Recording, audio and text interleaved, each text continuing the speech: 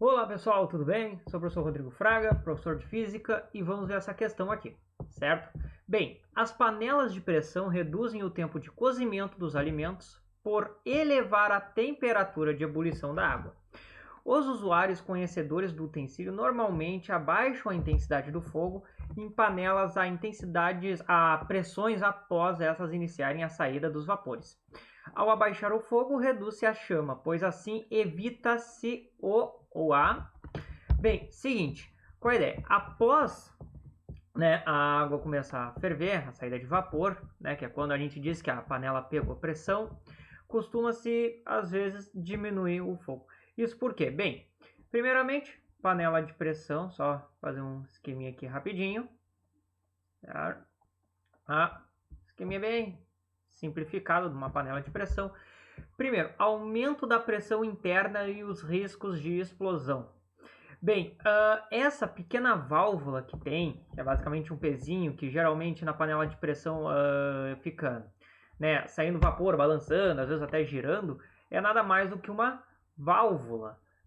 E qual é a função dessa válvula? É justamente fazer com que saia o excesso de vapor quando chega a uma determinada pressão dentro da panela, Então essa válvula aqui, na verdade, ela vai evitar esse aumento de pressão e esse risco de explosão. Então não tem o problema de a questão de baixar o fogo para diminuir o aumento de pressão, pois a válvula já faz esse serviço, certo? Que daí vai ter a saída de vapor e justamente essa saída vai equilibrar. Dilatação da panela e a desconexão com sua tampa. Bem, a vedação que tem, que geralmente é uma borracha que vem junto com a tampa, faz justamente a questão da vedação, E o outro ponto é justamente a questão da dilatação entre a tampa e a panela é mínima. A dilatação é na ordem de micrômetros, ou seja, milésimos de metros. Ou seja, um valor muito pequeno. E a própria borracha, por mais que essa variação seja pequena, a própria borracha acaba dando conta já para manter essa vedação. Então a ideia não é impedir a dilatação, pois a dilatação ela é desprezível nessa situação, certo? Então aqui letra A não, letra B também não. C. Perda da qualidade nutritiva do alimento. Bem, o cozimento em si, o cozimento de algum alimento, ele não, vamos dizer assim, ele não destrói com seus nutrientes, Claro, isso é uma coisa muito mais voltada para a biologia, não vou focar muito nisso, mas a questão é, se a gente tivesse perda de qualidade nutritiva no alimento ao cozir, não valeria a pena cozinhar ele, Então a gente pode descartar essa opção, certo? Deformação da borracha de vedação. Também não vai ser por quê? Porque essa borracha, se a gente for para analisar mais de perto, fiz a borracha em azul aqui, mas é justamente a vedação, a deformação da borracha que vai manter a boa vedação, Vamos pensar aqui são dois pontos de pressão entre duas partes metálicas da panela de pressão. Como não vai ser perfeitamente reta, essas deformações, essas imperfeições da panela, para mantê-las vedadas sem nenhum espaçamento, a borracha sofre deformações a fim de, vamos dizer assim, preencher esses espaços. Então, justamente a borracha vai lidar com a deformação da borracha que vai manter a panela de pressão funcionando. Então, não vai ser por causa dela. A gente vai acabar ficando com a última opção ali, que é a letra E, certo? Que fala do consumo de gás desnecessário. Por que isso? Bem, isso aí, conhecendo os conceitos de calorimetria, nós temos a quantidade de calor sensível, responsável pelas variações de temperatura, e temos a quantidade de calor latente, responsável pelas mudanças de fase, por exemplo, líquido para o gasoso.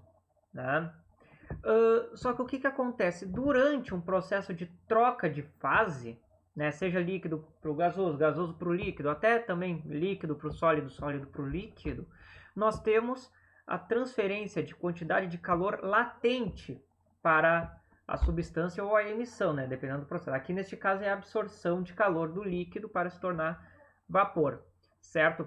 Este calor, essa quantidade de calor em forma de calor latente, ele não altera a temperatura da minha substância, da minha amostra, né? Ou seja, se aqui dentro da panela está uma temperatura de 120 graus Celsius, que é geralmente a ponto de ebulição dentro de uma panela de pressão, né? Ao começar a ferver essa água, eu estou tendo um processo de troca de fase, ou seja, calor latente. E nessa situação, a temperatura deixa de variar, ou seja, ela vai parar de aumentar aqui para ocorrer essa troca de fase, né? Então, ou seja, botei 2 S aqui sem querer. Ou seja, num processo de transferência de calor, ou temos calor sensível, né, que é quando ocorre variações de temperatura, ou temos calor latente quando ocorre trocas de fase. Quando tem um, não haverá o outro, né? Ou seja, começou a ferver, começou a produzir vapor, estamos vendo uma troca de fase, ou seja, calor latente. Não vai haver aumento nem diminuição da temperatura enquanto houver essa fervura. Por isso a questão de diminuir o fogo. Por quê? Porque diminuindo o fogo tu consegue manter ainda essa troca de fase. Ainda continua tendo a ebulição, a troca do líquido para o gasoso, mas diminuindo o fogo tu só vai reduzir, né, essa troca de fase. A pressão na panela vai se manter, certo? Mas não vai acabar acarretando em nada de diferente tu deixar o fogo alto. Na verdade, só vai fazer a produção de vapor aumentar, o que não vai modificar em nada dentro da panela de pressão, pois a pressão já vai estar no ponto limite justamente pela válvula de segurança, certo? Por isso que ficamos com a letra E aí, pessoal, certo? Bem, espero que eu tenha ajudado vocês. Quaisquer dúvidas, postem nos comentários, certo? Que eu respondo vocês em breve, ok? Então, bem, era isso. Desejo a vocês bons estudos e até a próxima!